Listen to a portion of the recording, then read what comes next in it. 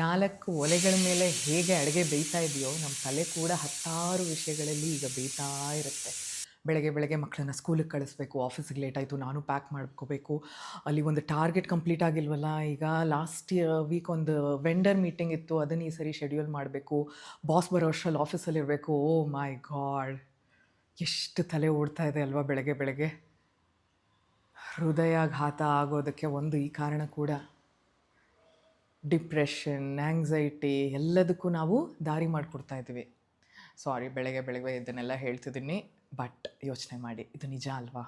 ಯಾಕೆ ಭಾರತೀಯರಿಗೆ ಬಹಳ ಸ್ಟ್ರೆಸ್ಸು, ಭಾರತೀಯರು ಬಹಳ ಕಷ್ಟಪಡ್ತಾ ಇದ್ದಾರೆ, ಹೆಲ್ತ್ ತುಂಬ ಒಡೆಸ್ಕೊಂಡು ಹೋಗ್ತಾ ಇದೆ ಅಂದರೆ ಓಡ್ತಾ ಇದ್ದೀವಿ ತಲೆಯಲ್ಲಿ ಕೂಡ ಏನೇನೋ ಓಡ್ತಾ ಇದೆ.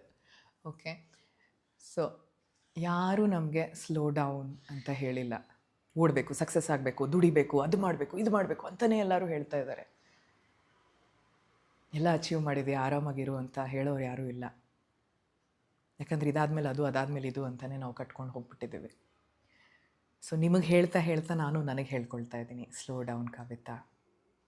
ಸ್ವಲ್ಪ ನಿಧಾನ ಇರಲಿ, ಸ್ವಲ್ಪ ಆರಾಮಿರಲಿ, ಸ್ವಲ್ಪ ನೆಮ್ಮದಿ ಇರಲಿ. ಪ್ರತಿಯೊಂದು ಹೆಜ್ಜೆನಲ್ಲೂ ಆ ವೆಕೇಷನ್ಗೆ ಕಾಯೋದು ಬೇಡ, ಆ ವೀಕೆಂಡಿಗೆ ಕಾಯೋದು ಬೇಡ. ಇವತ್ತಿನ ದಿನ ಈ ಕ್ಷಣ ಖುಷಿಯಾಗಿರ್ಬೇಕಲ್ವ ನೀನು, ನಿನಗೋಸ್ಕರ ಕಳಿಬೇಕಲ್ವ ನೀನು ಅಂತ ನಾನು ನನಗೆ ಹೇಳ್ಕೊಳ್ಬೇಕಾದ್ರೆ ನಾನು ನಿಮಗೂ ಕೂಡ ಇದನ್ನು ಹೇಳ್ಕೊಡ್ತಾ ಇದ್ದೀನಿ. ಆರ್ ವೈಸ ವರ್ಸ, ನಿಮ್ಗೆ ಹೇಳ್ತಾ ನನಗೆ ಹೇಳ್ಕೊಳ್ತಾ ಇದ್ದೀನಿ ಅನಿಸುತ್ತೆ. ಓಕೆ, ಸೊ ಆಫೀಸ್ಗೆ ಹೋಗೋಕ್ಕೆ ಮುಂಚೆ ಇದನ್ನು ಮಾಡೋಣ. ಒಂದು 10 ನಿಮಿಷ ಕಣ್ಮುಚ್ಚಿ ಕೂತ್ಕೊಂಡು ಉಸಿರಾಡೋಣ ನಿಧಾನಕ್ಕೆ. ಕಷ್ಟನಾ? ಆಗಲ್ವಾ? ಮೊಬೈಲು, ಟಿ ವಿ ಏನೂ ಇಲ್ಲದೆ ತಟ್ಟೆ ಮುಂದೆ ತಿಂಡಿ ತಿಂತೀರಾ ಅಲ್ವಾ?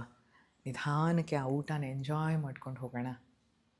ಸ್ವಲ್ಪ ಗಡಿಬಿಡಿ ಕಡಿಮೆ ಮಾಡಿಕೊಂಡು ನಮ್ಮ ದೇಹ, ನಮ್ಮ ಮನಸ್ಸಿಗೆ ನೆಮ್ಮದಿ ಕೊಟ್ಕೊಂಡು ನಂತರ ಆಫೀಸ್ಗೆ ಹೋಗೋಣ. ಅಲ್ಲೂ ಕೂಡ ದಿನ ಚೆನ್ನಾಗಿರುತ್ತೆ, ಅಲ್ಲೂ ಕೂಡ ಖುಷಿಯಾಗಿ ಕೆಲಸ ಮಾಡ್ಬೋದು. Obviously will do our best. ಮತ್ತೆ ನೆನಪಿರಲಿ, ವಾಪಸ್ ಇಲ್ಲಿಗೆ ಬರಬೇಕು, ಇದೇ ಮನೆಗೆ ಬರಬೇಕು, ಇದೇ ಸಂಸಾರದ ಜೊತೆಗೆ ಸಮಯ ಕಳಿಬೇಕು, ಇದೇ ಮನಸ್ಸಿನೊಳಗೆ ನನಗಾಗಿ ನಾನಿರಬೇಕು ಅಲ್ವಾ?